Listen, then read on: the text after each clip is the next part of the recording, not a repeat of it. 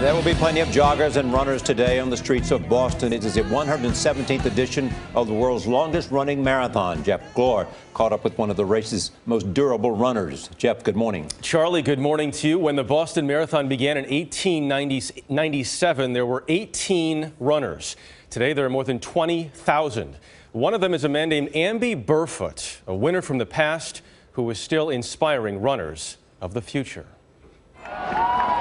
When Amby Burfoot won the Boston Marathon in 1968, he was 21 years old. Boston's beautiful. 45 years later, he's going yet again.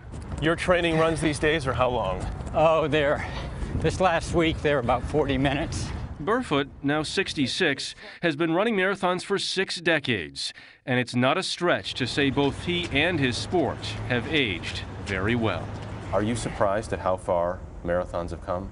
Oh, not surprised, absolutely startled. Just nobody could ever have predicted this. I mean, loneliness of the long distance runner was the phrase in the 60s. We were still considered freaks, the minority.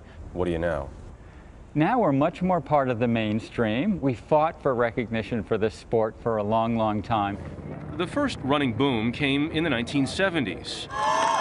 But the bigger leap was in the mid-1990s, as more women stepped on the course. You can't even describe the change in 50 years. There were 3 women in the Boston Marathon, I believe, the year I won. Only 3 women? There were 3 or 4 women in the field. They were not recognized. They couldn't have numbers.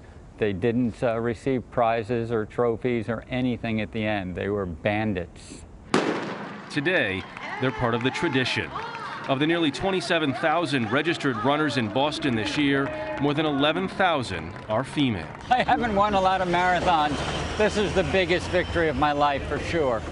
Burfoot was able to turn his love of running into a lifelong career at Runner's World magazine, where he offers advice and anecdotes for the next generation. For the past 4 months, he's been documenting his Boston training online. On the longer runs, I'll be running for 4 minutes and walking for 1 minute, running for 4 and walking for 1. There are no rules against it. It's a perfectly sensational way to cover long distances. What is it about Boston that makes it such a tough course? Oh, the Boston course will lull you into thinking that you're a better runner than you are, because it starts in the country and goes downhill for the first 6 miles. And you look at your watch and you start salivating and you think you're going to run a fabulous time. But then you hit the hills, and the hills are crushers, and they come from 16 to 20 miles. And then you have to go downhill again into the city of Boston. And it's the actual downhill that tears apart your leg muscles and reduces you to a walk if you're not very careful.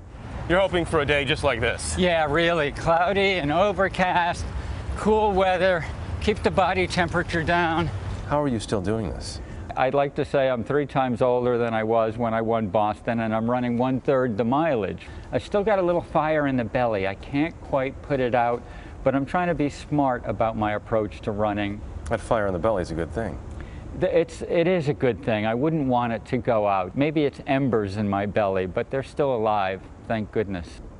You know, I love that as he's aged and he's still running, though, he's trying to be smart not to injure himself. Because marathons, he's done like more than 20 Boston marathons. Right? Yeah, about 20 Boston marathons. He doesn't even keep track anymore, about 75 marathons total. He does say his wife thinks he's crazy to keep doing this. But he is taking it relatively easy today. He's running with a pack of family and friends. Is there something special about the Boston Marathon?